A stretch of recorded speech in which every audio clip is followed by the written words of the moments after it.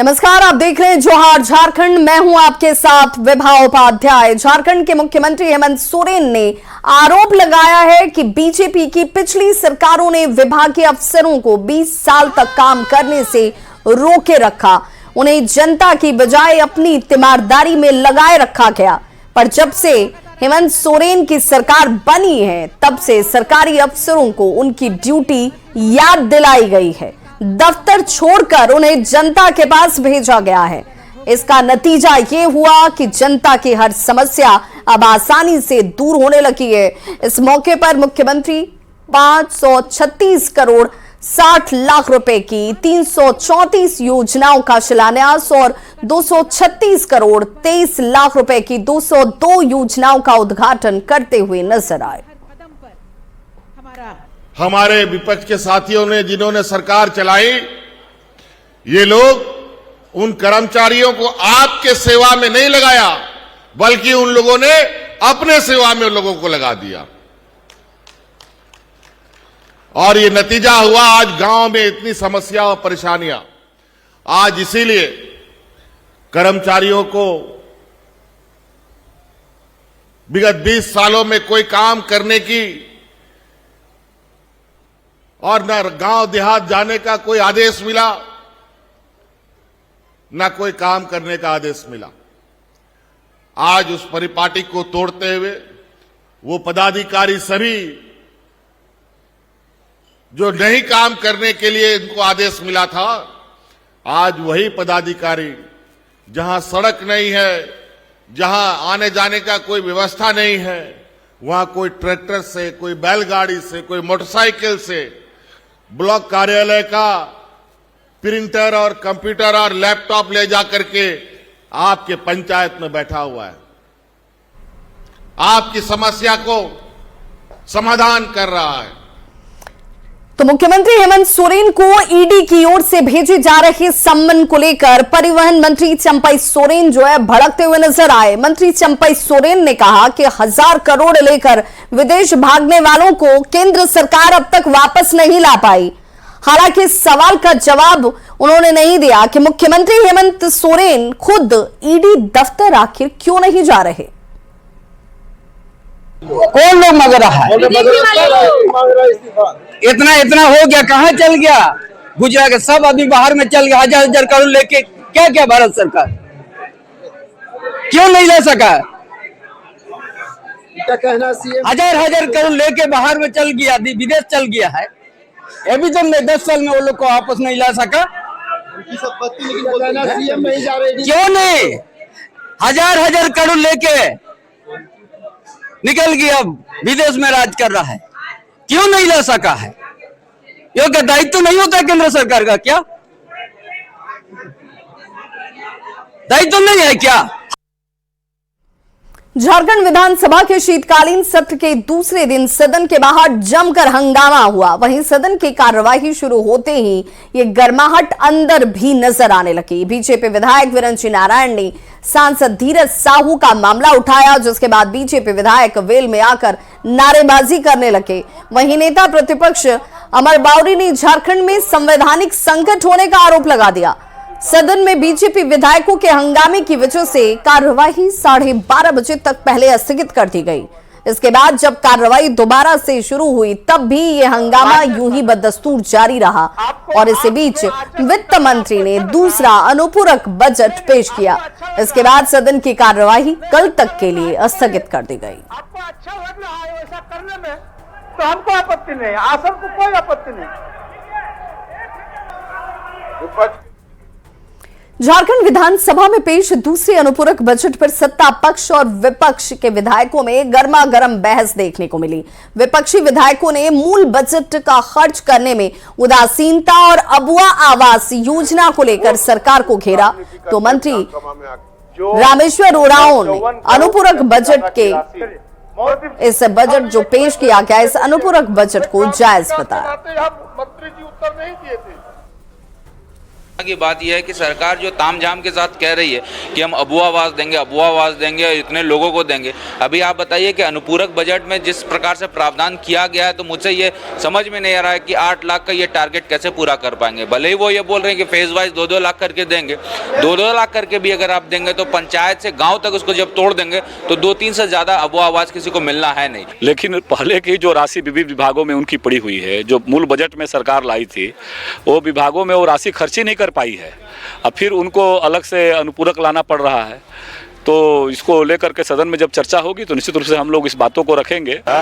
और यहाँ के आदमी, यहाँ के जो लोग गरीब गुरबा थे, जिनका पानी में घर गिर गया था, गरीब थे, आग लगी हो गया था, तो उसमें अम्बेडकर आवास में बहुत कम मिलता था, तो हम लोग को मजबूरी में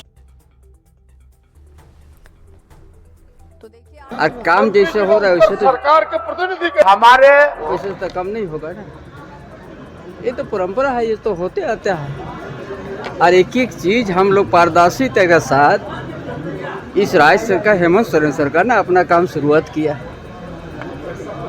इसीलिए उनका पास कोई नजर नहीं आ रहा है। तो चंपई सोरेन को आप सुन रहे थे, जिनकी तरफ से सीधे तौर पर कहा गया कि इस अनुपूरक बजट के पीछे की जो वास्तविकता है वो ऐसी है। झारखंड विधानसभा के शीतकालीन सत्र के दूसरे दिन सत्ता पक्ष और विपक्षी विधायकों ने जनहित से जुड़े हुए कई सवाल सदन के पटल पर रखे।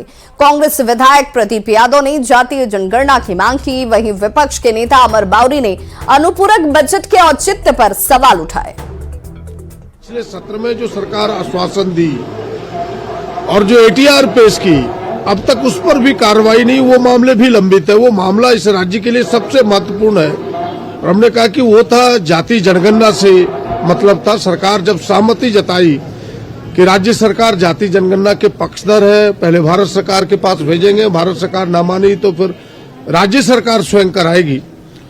लेकिन आज एटीआर के उत्तर में देती है कि यह विषय ग्रामीण विकास का नहीं है, यह विषय किसी और विभाग का है। तो रिपोर्ट सबमिट करना होता है केंद्र सरकार को। इस राज्य सरकार ने उसको डिमांड भी नहीं जनरेट किया है, मांगा भी नहीं है, ना रिपोर्ट सौंपी है। इससे लाखों करोड़ों जो यहाँ के किसान बंधु है, उनको जो इस प्राकृतिक दुर्योग के कारण अपने फसल से नुकसान उठाना पड़ा है, उसकी क्षतिपूर्ति, उसकी प्रतिपूर्ति इस राज्य सरकार ने डिमांड में ही नहीं किया है।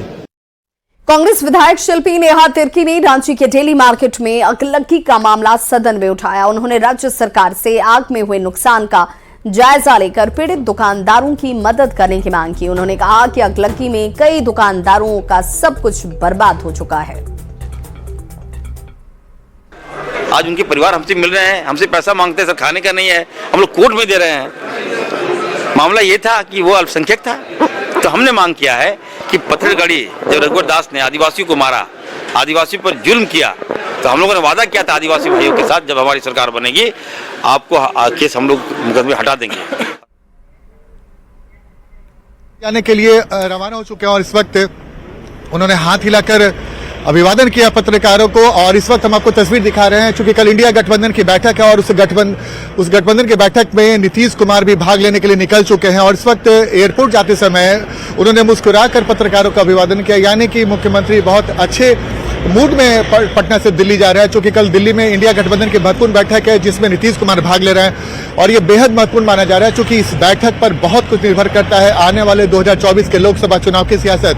क्योंकि नीतीश कुमार ने इसके पहले जब 5 राज्यों के विधानसभा चुनाव हो रहा था, उस वक्त भी नीतीश कुमार ने इस बात को लेकर नाराजगी जताई थी कि कांग्रेस 5 राज्यों के विधानसभा चुनाव में बिजी है, इंडिया गठबंधन की बैठक नहीं। और उसके बाद जब चुनाव परिणाम खत्म हुआ, उसके बाद मल्लिकार्जुन खड़गे ने इंडिया गठबंधन की महत्वपूर्ण बैठक बुलाई और उसी बैठक में शामिल होने के लिए नीतीश कुमार निकल चुके हैं। आज सुबह में ही आरजेडी के राष्ट्रीय अध्यक्ष लालू प्रसाद यादव और बिहार के डिप्टी सीएम तेजस्वी यादव भी बैठक में भाग लेने के लिए सुबह ही दिल्ली रवाना हो चुके थे और देर शाम नीतीश कुमार भी दिल्ली के लिए रवाना हो गए। तो जाहिर सी बात है, इंडिया गठबंधन के लिए बैठक बेहद महत्वपूर्ण है और इस बैठक में नीतीश कुमार का शामिल होना भी बेहद महत्वपूर्ण माना जा रहा है, क्योंकि इस बैठक के बाद यह तय होगा कि आने वाले 2024 के चुनाव में इंडिया गठबंधन की रणनीति क्या रहेगी। और सबसे महत्वपूर्ण बात विभाग की, इसमें नीतीश कुमार की भूमिका क्या तय की जाती है, क्योंकि नीतीश कुमार की भूमिका को लेकर कई तरह के सवाल खड़े हो रहे हैं और जेडीयू के नेता लगातार बोल रहे हैं कि नीतीश कुमार की भूमिका बड़ी होनी चाहिए, उन्हें प्रधानमंत्री पद का उम्मीदवार भी बताया जा रहा है, कुछ ये भी कह रहे हैं कि उन्हें संयोजक बनाया जाए। बहरहाल इन तमाम राजनीतिक सरगर्मी और हलचल के बीच में नीतीश कुमार दिल्ली के लिए रवाना हो चुके हैं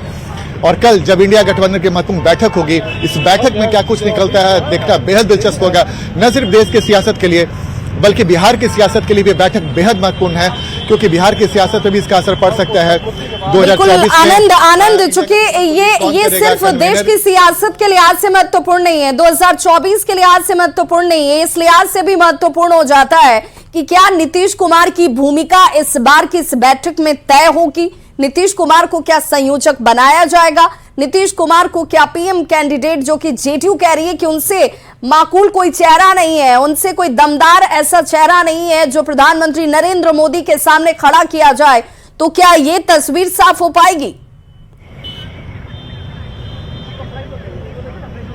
बिल्कुल भी भाई, यही मैंने आपको बताया कि इसमें सिर्फ इंडिया गठबंधन की बैठक बढ़ नहीं है, बल्कि इसमें यह भी तय होना है कि एक आम राय बनती है कि नहीं कि किसी चेहरा बनाया जाए या नहीं बनाया जाए। चूंकि इसके पहले 3 बैठक हो चुकी है और हर बैठक में यही चर्चा होती थी कि इंडिया गठबंधन का एक कन्वीनर होगा जो तमाम पार्टियों को एकजुट करेगा, और माना जाता था कि जो कन्वीनर होगा वो एक तरीके से इंडिया गठबंधन का चेहरा भी हो सकता है। बहरहाल इन तमाम सवालों का जवाब कल मिलेगा, लेकिन इतना महत्वपूर्ण है कि सिर्फ देश की सियासत के लिए नहीं बल्कि बिहार की सियासत के लिए भी उतना ही महत्वपूर्ण है इंडिया गठबंधन की बैठक, क्योंकि बहुत कुछ इस बात पर निर्भर करता है। आनंद अमृतराज तमाम जानकारी के लिए। तो बिल्कुल नीतीश कुमार रवाना हो चुके हैं दिल्ली के लिए और लालू प्रसाद और तेजस्वी यादव सुबह ही रवाना हो चुके थे। देखना होगा कि कल की ये बैठक और इस बैठक में किन किन सवालों के जवाब जो हैं वो सामने आ पाते हैं। बहुत बहुत शुक्रिया। एक बार फिर से रुक कर लेते हैं झारखंड की खबरों की तरफ। कांग्रेस विधायक इरफान अंसारी ने तबरेज अंसारी हत्याकांड का मुद्दा सदन में उठाया। उन्होंने कहा कि इस हत्याकांड का विरोध करने वालों पर पिछली सरकार ने झूठे केस किए, जबकि पीड़ित परिवार अब तक न्याय की गुहार ही लगा रहा है। आज उनके परिवार हमसे मिल रहे हैं, हमसे पैसा मांगते हैं, सर खाने का नहीं है, हम लोग कोर्ट में दे रहे हैं। मामला ये था कि वो अल्पसंख्यक था, तो हमने मांग किया है कि पत्थरगढ़ी जब रघुवर दास ने आदिवासियों को मारा, आदिवासियों पर जुल्म किया, तो हम लोगों ने वादा किया था आदिवासी भाइयों के साथ जब हमारी सरकार बनेगी आपको केस हम लोग मुकदमे हटा देंगे, और हम लोगों ने पहला कैबिनेट लाके हम लोग हटाने का काम किया। ठीक उसी प्रकार हमने कहा कि सरकार भी एक बड़ा दिल दिखाए और बेगुनाहों को इंसाफ दिलाए, ताकि हम लोग कल चुनाव में हम लोग जाएं तो हम लोग बता सकें कि हम लोगों ने अल्पसंख्यक का जो केस था उसको छुड़ाने का काम किया। तो केंद्रीय शिक्षा राज्य मंत्री अन्नपूर्णा देवी ने राज्य सरकार पर जमकर अपनी भड़ास निकाली। कोडरमा में उन्होंने कहा कि राज्य सरकार अबुआ आवास योजना के नाम पर जनता को सिर्फ और सिर्फ ठग रही है। बाहरी कंपनियां झारखंड को लूट रही हैं, जबकि पत्थर और बालू चोरी के नाम पर भोले भाले लोगों को झूठे केस में फंसाया जा रहा है।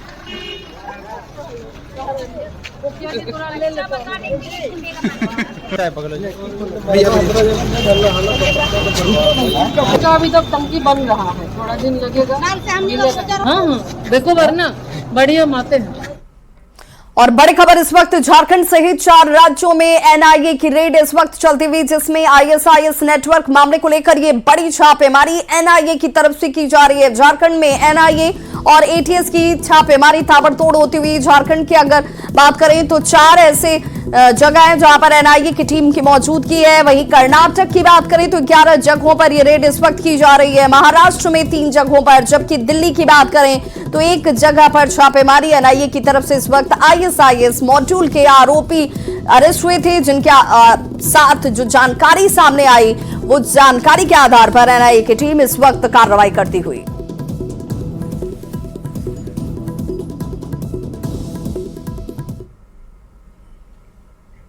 वहीं बोकारो की चंदन क्यारी में एनआईए और झारखंड एटीएस की टीम इस वक्त छापेमारी में जुटी हुई है। चंदन क्यारी के सूतरी बेड़ा गांव में जांच एजेंसी की संयुक्त कार्रवाई की गई है। वहीं गांव में हाफिज असगर और अजगर कलाम के वहां पर जांच टीम पूछताछ करती हुई नजर आई। कहा जा रहा है कि दिन रात से ही टीम यहां पर छापेमारी कर रही है और इस दौरान कुछ सामान भी जब्त किए गए हैं। हालांकि जांच टीम के अधिकारी मीडिया के सवाल से बचते हुए नजर आए।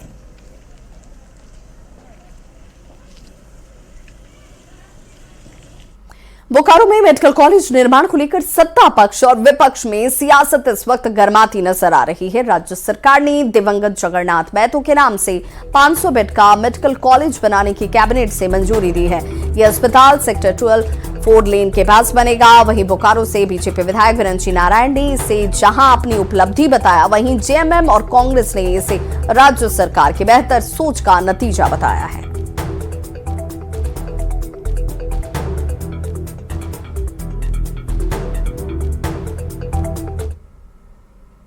झारखंड सरकार ने अपने कैबिनेट में 689 करोड़ रुपए की लागत से मेडिकल कॉलेज बने इसे पारित कर दिया है। सेक्टर 12 4 लेन के बगल में भारत सरकार के इस्पात मंत्रालय से 25 एकड़ जमीन दिलवाया और पिछले दिनों विधानसभा में लगातार इस विषय को मैं मुखरता से उठाता रहा। बोकारो में जहाँ तक मेडिकल कॉलेज की बात है तो बोकारो से माननीय मुख्यमंत्री उनका यह गृह जिला रहा है, हमारे प्रदेश कांग्रेस के अध्यक्ष उनका यह गृह जिला रहा है। इन सबों के सामूहिक प्रयास से यहाँ मेडिकल कॉलेज खुल रहा है। 17-18 साल में उन्होंने प्रयास किया और नहीं हुआ, और हेमंत सोरेन सरकार ने 5 साल ही नहीं 4 साल में ही इस प्रयास को पूरा किया। तो हम किसको कहेंगे कि काम करने का मनसा रखता है और कौन आश्वासन देने का काम करते हैं। बोकारो शहरी इलाके में इन दिनों जुए का अड्डा पुलिसिया संरक्षण में चलने का आरोप लग रहा है। जी हां, कोऑपरेटिव कॉलोनी मोड़ और बस स्टैंड के पास ऑनलाइन तरीके से जुआ खेला जा रहा है। ये तस्वीर इस वक्त आपके टीवी स्क्रीन पर, जहां पर माफिया को पुलिस का भी जरा भी खौफ नजर नहीं आता। ये इलाका बोकारो स्टील सिटी थाना क्षेत्र के अधीन आता है। जुआ अड्डे में कागज के बोर्ड आपको लटके हुए नजर आ जाएंगे, जहां हर एक घंटे नंबरिंग कर लोगों को रिजल्ट बताया जाता है। जब मौके पर न्यूज़ 18 की टीम यहां पहुंची तो सभी लोग यहां से फरार हो गए, लेकिन मौके पर छूटे हुए सबूत खुलकर गवाही दे रहे थे कि आखिर यहां पर चल क्या रहा था। कांग्रेस के प्रदेश सचिव ने इसे गंभीर मुद्दा बताया, साथ ही बोकारो एसपी से इस पर रोक लगाने की मांग की।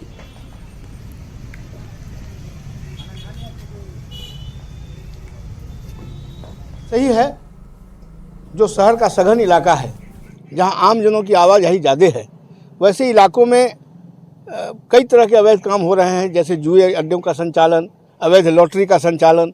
ये चास बोकारो स्टील सिटी के घने इलाके में, नया मोड़ जैसे इलाके में, सिटी सेंटर जैसे इलाके में, चास के सघन इलाके में ये बड़े जोर शोर से चौक चौराहों पर देखा जा रहा है। इससे युवा पीढ़ी काफ़ी प्रभावित हो रही है और उनका भविष्य खतरे में है कहीं ना कहीं। तो इस बुलेटिन में बस इतना ही। बहुत बहुत शुक्रिया।